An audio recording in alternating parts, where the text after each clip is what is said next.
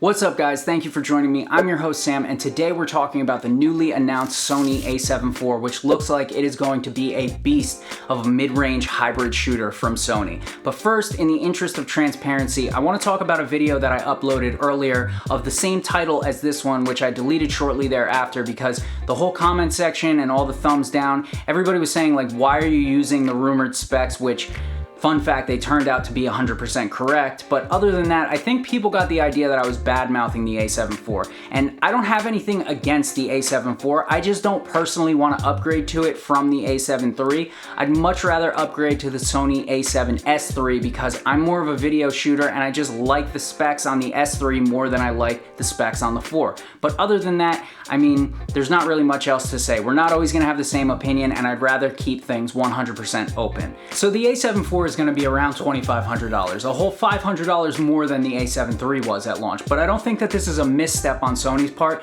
because the main competitors to the A7 IV are around the same price. It's got a 33 megapixel backlit CMOS sensor, which is a whole 11 megapixels higher than the Sony A7 III. And I don't know how I feel about that number. On one hand, I like the idea of higher resolution photos, things of that nature, but on the other hand, the more megapixels you cram into the same size sensor, the more noise you're gonna get in low light situations. Personally, I thought that 24 megapixels was the perfect sweet spot for a hybrid shooter, especially on the A7 III, because I love the photos that it produces and I almost never have the issue of too much noise in my videos. Also, the last time I brought up that megapixel thing where the more megapixels equals the more noise in low light, somebody down in the comments was saying, well, the A1 has 50 megapixels and it's amazing in low light, so what gives? And the way I would explain it is the A1 has a stacked sensor, which is vastly different than a single sensor system.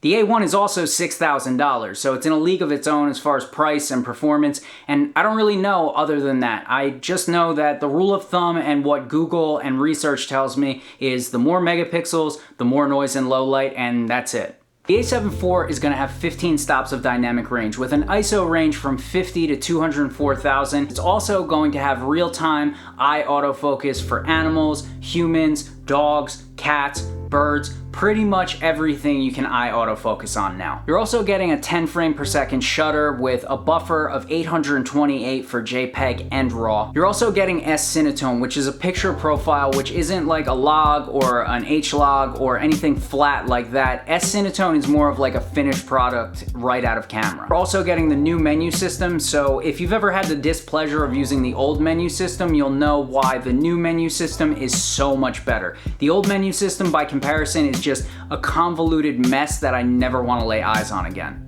Before we go any further, I'm going to talk about the 4K 60 mode on the A7 IV. So in order to do 4K 60 on the A7 IV, you have to crop into APS-C mode. And I think this was a mistake on Sony's part. I think they should have figured out a way to make it full frame when you're shooting 4K 60, and I'm going to tell you why. Most professional photographers or video guys that are still using mirrorless cameras and not cinema cameras in the world are using full frame sensors, and that's just a fact.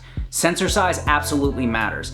APS-C sensors can get good images, and they're more than capable, but full frame sensors, in my opinion, are just better, especially in low light situations, but it just is what it is. I don't like the fact that you have to crop into APS-C mode in order to use the 4K 60 on the A7 IV, and that's that. Aside from 4K 60, you're also getting most of the same video modes that you would find in the A7 III, although you are getting a bump up to 10-bit 422 internal in the A7 IV. Sony also included this awesome new focus breathing compensation mode in the A7 IV, which basically just crops in or crops out to compensate for whatever focus breathing is happening in your lenses. So now that we've covered the inside of the A7 IV, let's talk about the outside. The body is shared with the A7S III, which is great in my opinion. The A7S III has the best ergonomics on any camera I've ever held, and you're also getting a fully customizable and locking knob. And thank God, finally, Sony finally put a fully articulating screen on the A7 series. I wish so badly that the A7 III had a fully articulating screen, and I'm sure